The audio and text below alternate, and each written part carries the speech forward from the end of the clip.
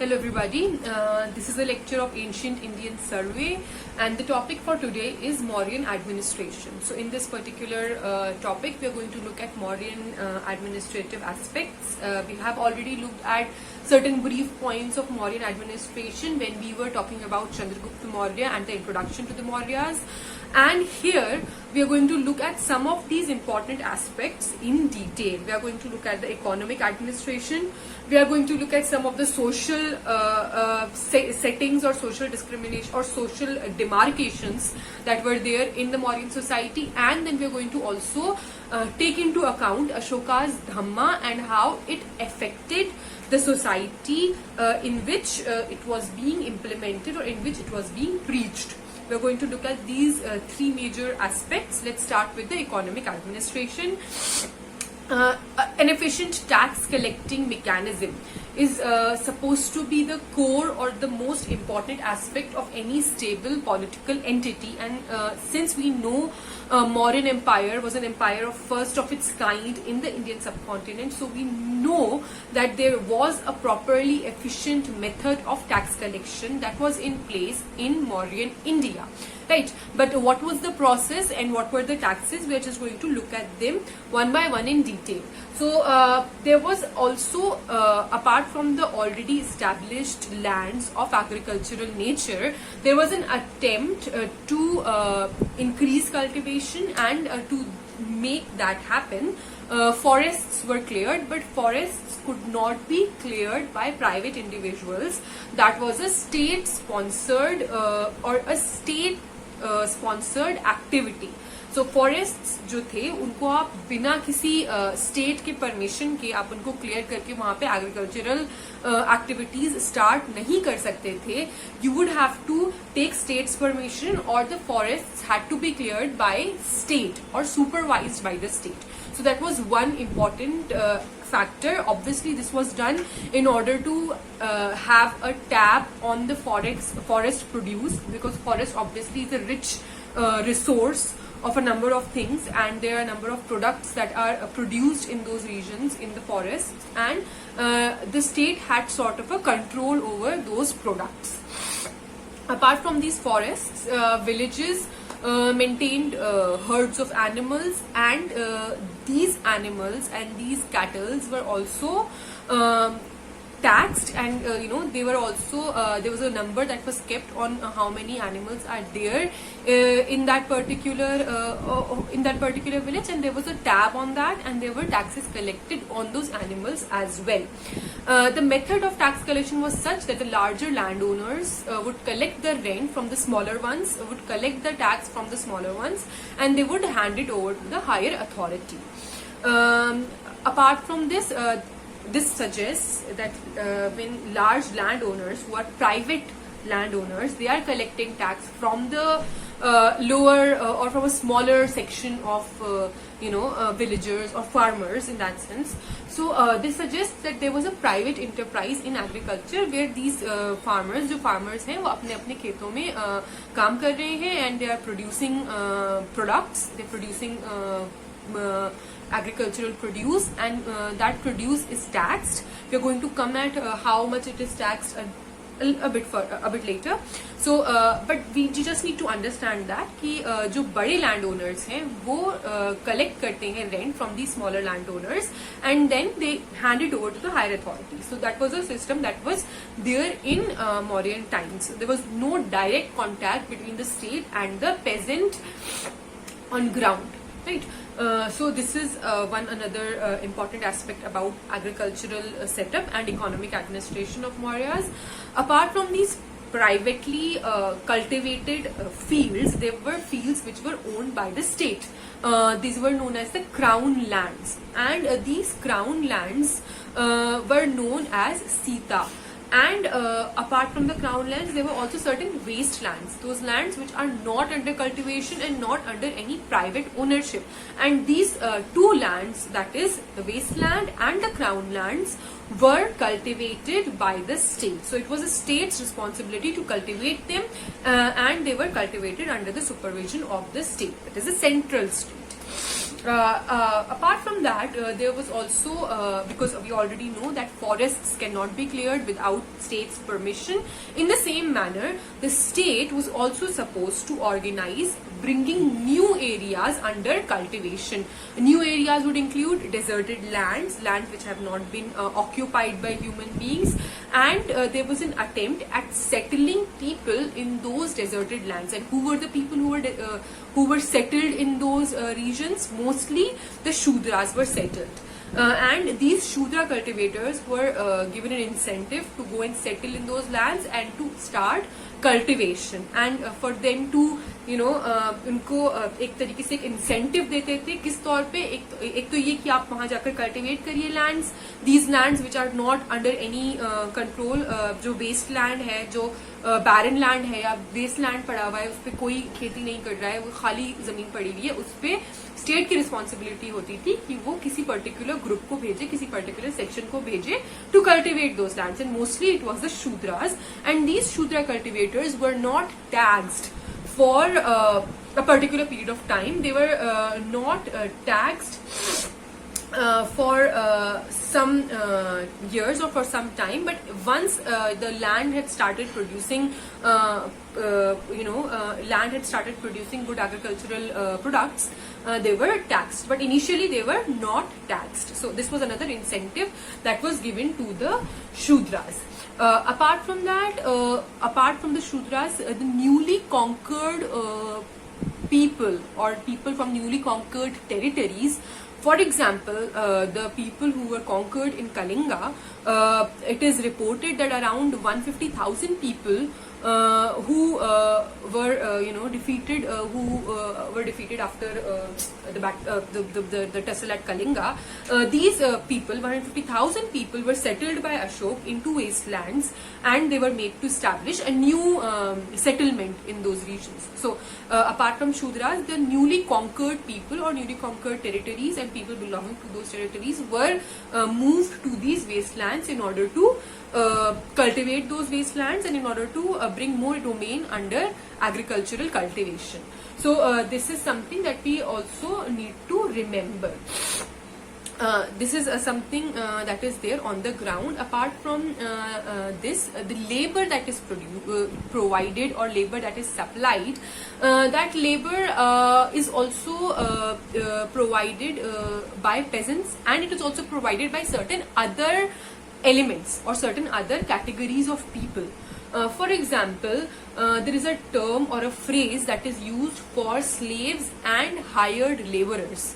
Both of these people, both slaves के लिए भी और hired laborers के लिए भी एक phrase use होता है जिसको हम कहते हैं दासा कर्मकारा. So this is the phrase that is used. And both these people, hired laborers and slaves, did not enjoy much freedom in their domain, right? So this is the important aspect about agricultural cultivation. So there were peasants who were free, and there were hired laborers and slaves who were working in the fields of others, and these were known as dasa karmakaras, and these people did not enjoy much liberty in that sense.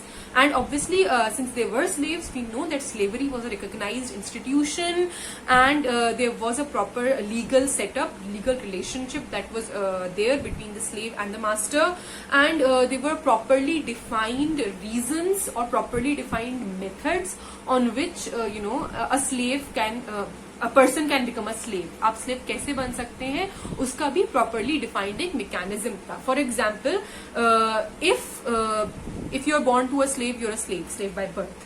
If you are selling yourself voluntarily, then you are a slave. If you are captured in a war, you are a slave. And you can also become a slave by being punished for certain crimes. So this is an overview of what is happening on the ground, who are the people working on the ground, and what are their social status or social positions. Moving ahead, there were two kinds of land revenue. ये तो हमने देख लिया कि कौन कौन काम कर रहा है, कैसे कैसे लैंड्स कल्टीवेट करे जा रहे हैं और कौन उन लैंड्स को कल्टीवेट कर रहा है, कौन लोग ग्राउंड पे काम कर रहे हैं, कौन लोग टैक्स कलेक्ट कर रहे हैं. We looked at that. Now we are going to look at कौन से टैक्सेस होते हैं. So we know that there are two kinds of taxes that are reported from Mauryan period. These taxes are differentiated. One is on the basis of the area of land cultivated and the other is on the assessment of the produce. इसको समझ लीजिए कि जो आपका जितना land cultivation में आया उसके बेसिस पे एक टैक्स होता है और एक टैक्स होता है कि उस लैंड में से कितना प्रोडक्ट निकला, कितनी खेती हुई, उसका कितना आउटकम हुआ, उस पे एक टैक्स है. So there are two kinds of taxes that are there, two kinds of land revenue. We get references and the terms for these taxes, Bali and Bhag, and we get this information from an inscription at Lumbini, which is the birthplace of Buddha, Lord Buddha. And at Lumbini, Ashoka is talking about these two taxes, Bali and Bhag, and he says that because Lumbini is such a holy site, it's a site of the birth of Buddha, so he would exempt the imposition of one of these taxes, that is Bali, on these people, but he would still collect Bhaga from these regions. And the amount of land revenue collected varied from region to region. The amount of tax collected on the produce, it was around 1/6 to 1/4 of the produce. So this was the range between which the taxes were collected on the produce. So that means जितना आपका produce है उसका 1/6 या उसका 1/4 लिया जाता था as tax. ये तो हमारे पास रेफरेंस हो गए, but there are also references to certain group of taxes, a number of taxes that are there, which are known as Pindakara, which suggests that there were a group of taxes or a number of taxes which were collected from a village. So it's a collectively from a village taxes were collected. So this was another term that we come across when we talk about land revenue administration of the Mauryas. Apart from these taxes from the land and from the produce of the land, there were also taxes on shepherds and breeders and the number of animals that were there with these shepherds and breeders, because shepherds and breeders are not directly involved in the agricultural process, but they have animals, they have cattle, so those animals and those cattle were also taxed. Their number was maintained and they were taxed. So this is what we need to know about the taxation. The general term for the taxation or the tax that is levied on people, जो term use होता है mostly, उसको हम कारा कहते हैं. So this is an overview. इसके अलावा there is another tax which is a different kind of tax, which is a tax which is not paid in cash or kind. Cash मतलब पैसे से, kind मतलब in the form of a product. आप गेहूं दे दीजिए, आप कोई particular जो भी आप प्रोड्यूस कर रहे हो उसका एक अमाउंट दे दीजिए, सो वो अलग. But there was a tax that was paid in labour. That means आप काम करके उस टैक्स को चुकाते हैं, and that tax was known as vishti. It is also sometimes translated as corvi. This forced labor, this labor tax is also sometimes understood to be forced labor. There is a contention between historians if it is a labor tax or if it is forced labor, but labor tax as in tax payment in the form of labor. So there are arguments on both the sides, but this is another form of tax that we observe that is in the form of labor, which is known as vishti, right? So apart from all of this, there was taxation on water as well, water which was used for irrigation by the farmers, that was also taxed, and state also taxed certain other elements in the society, but the artisans who were employed with the state, like armorers, like shipbuilders, they were not taxed because they were employed by the state. Armorers and shipbuilders were not taxed by the state. Some of these artisans weren't. Other artisans, for example, people who were involved in spinning and weaving activities, people who were working in state mines, they were liable to pay taxes. They were supposed to pay taxes, but people involved in armory and in shipbuilding were exempted from taxes. This is something that we need to remember. This is the system of taxation, who is taxed, who is not taxed. Apart from this, we also observe in this artisanal section or the artisanal class, जो ये class है जो चीजें produce कर रही है, which is not involved in agricultural production but which is producing stuff, producing things, for example cloth, for example working in mines. There were also certain associations of these people जो different activities में involved हैं, उनके अपने अपने associations भी होते थे और उन associations को कहा जाता था श्रेणी या पुगा. So these were the two terms that were used for associations of artisans, right? This is also an interesting economic aspect of Mauryan society. Furthermore, there was no banking system in the Mauryan times. There was no properly set up banking system, but there was usury. That was there, and it was based upon the customs of the time. Usually, as in if you are paying somebody or if somebody is borrowing money from somebody, that has an amount of interest that is charged, and that money has to be returned with that added amount of interest. So that is the system, and that was there in Mauryan times. And the recognized rate of interest was around 15% per annum, as we have from the sources of information that we have. But in transactions which involve higher risks, for example sea voyages, this percentage can be higher. Regarding coins, sometimes punch marked, sometimes cast copper coins are observed in Mauryan settlements. Most commonly punch marked coins are found, and these punch marked coins had certain symbols.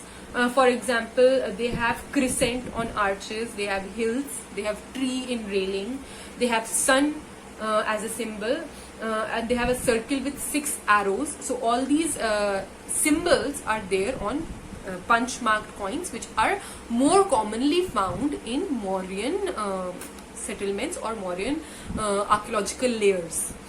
Apart from that, terracotta human and animal figurines are also found, but these terracotta animal and human figurines are much inferior to the highly polished pillar capitals that we observe in Ashokan pillars. So this is a contrast that we observe. Now, having looked at the economic aspect, so this was the entire overview of the economy. क्या-क्या land taxes होते हैं for या नहीं, let's just say क्या-क्या आपका economic setup है, किन किन चीजों को टैक्स किया जाता है, कितना कितना अमाउंट टैक्स किया जाता है, एंड किस किस चीज का किस किस तरीके से आपकी कलेक्शन होता है उन टैक्सेस का. So we have looked at all of that very briefly, but we have covered most of the aspects that are of our concern as regard to economic administration of the Mauryas, right? And we know that Mauryan society was a highly centralized one. We'll come to this aspect of centralization in a bit. Let's just look at certain social system or social elements that are there in Mauryan society, and how the society is divided into various categories or various groups. Up till now, we have looked at the economic aspects. We know that there were villagers, we know that there were farmers, smaller peasants, big landlords, people who were of low castes or belonged to a certain caste or varna, and they were supposed to be sent to agriculturally cultivate new regions. People who were absorbed in the Mauryan territory, they were also supposed to cultivate wastelands. And then we know that there were slaves, there were hired laborers, there were people who were providing labor tax, or there were people who were being forced to labor for a certain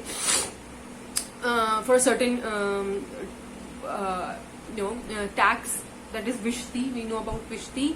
So we know all of that. We know all the Mauryan economic aspect was filled with these things.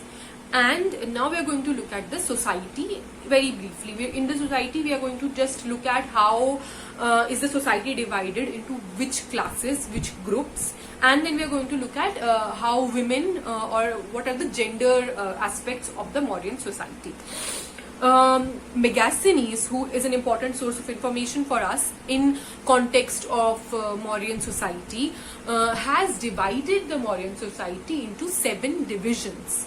He does not say 4 divisions, he divides it into 7 divisions.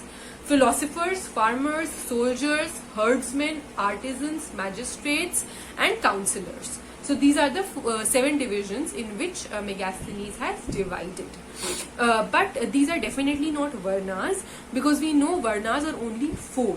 So these divisions which Megasthenes provides, he also provides an information that an important qualifier about these divisions is that they do not marry outside their own group.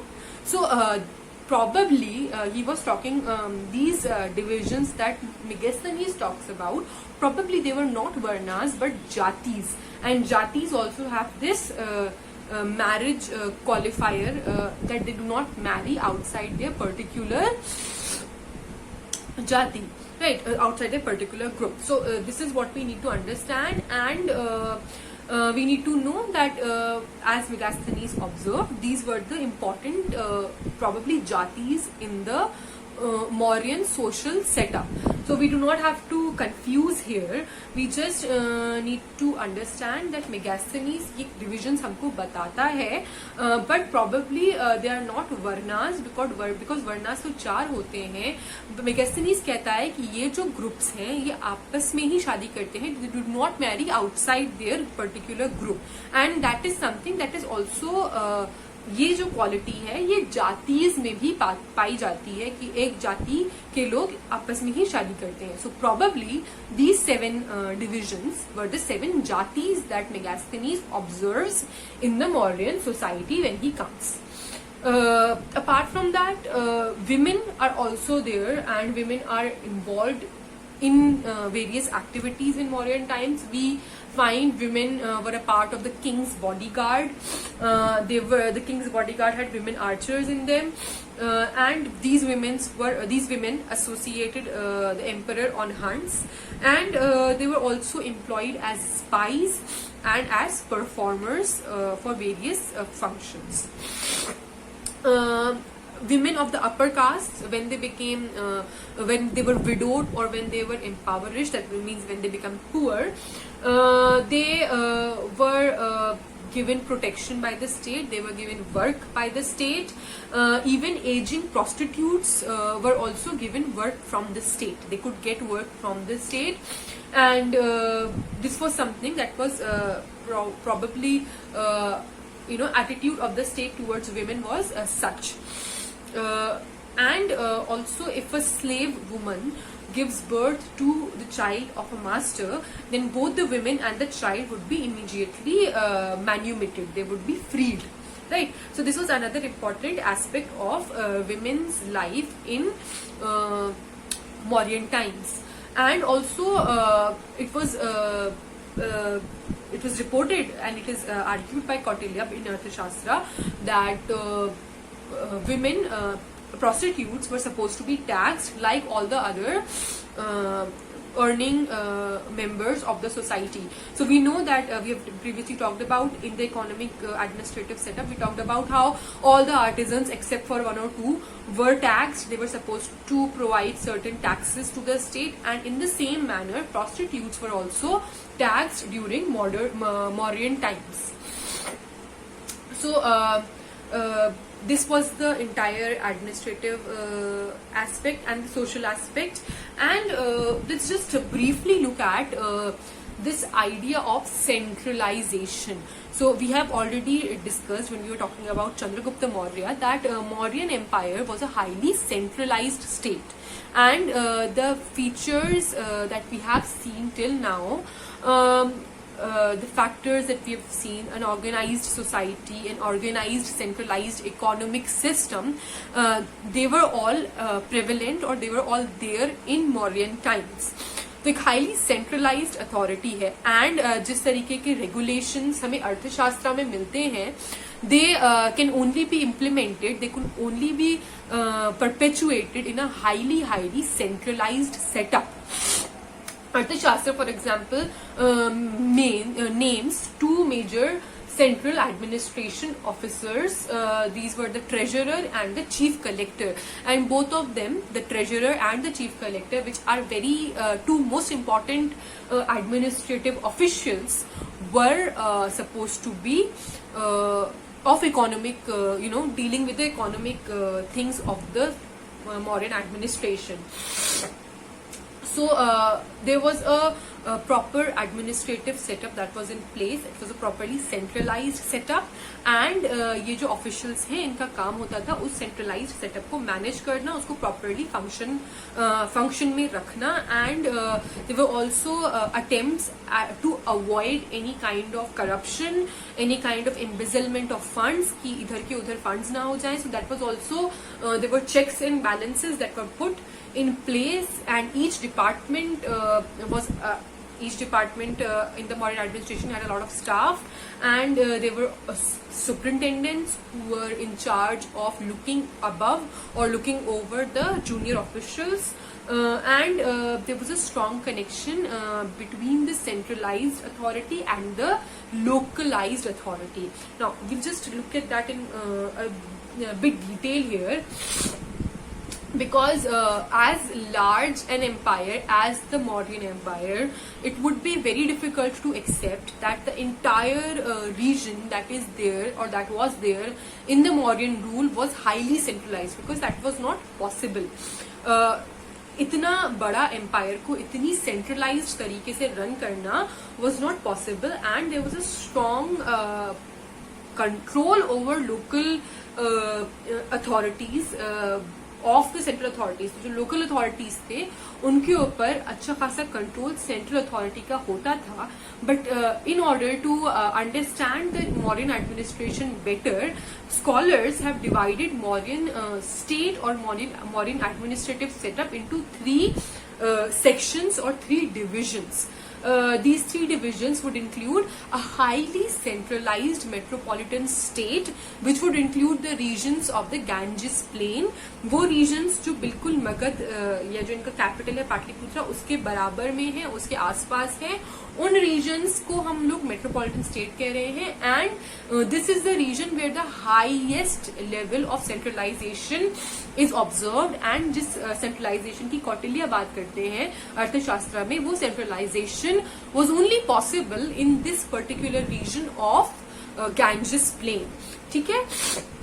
And this was the important ये core था, ये focus या locus था empire का, जहां से फिर बाकी चीजें गवर्न होती थी. So this was the centre, this was the core of the state, core or the centralized area or the highly centralized area. Apart from this, there was another इससे थोड़ा less centralized, and that area was known as has been called by scholars or those areas have been called by scholars as the core areas. These core areas were directly under central control. They were under central authority, and they were under the control of governors and senior officials. And these senior officials and governors were directly subordinate to the central authority.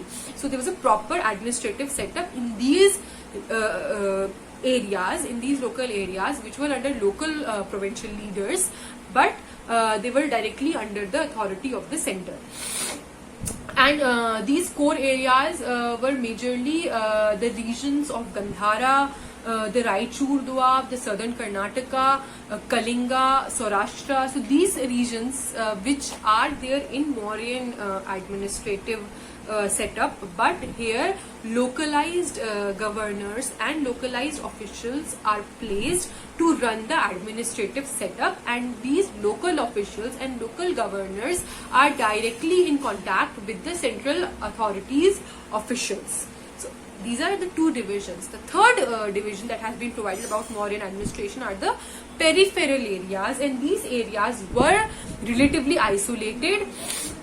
In these areas, the imperial administration was very flimsy. They did not try to change the entire administration in these regions. They made, they managed with the local administrative setup that was there, and the concern of the Mauryan administrative authority or Mauryan authority in these peripheral areas was simply to gain a certain amount of taxes. They were not very directly incorporated into the central state, but they were supposed to provide taxes, and they were supposed to provide certain resources to the Mauryan authority or to the Mauryan state.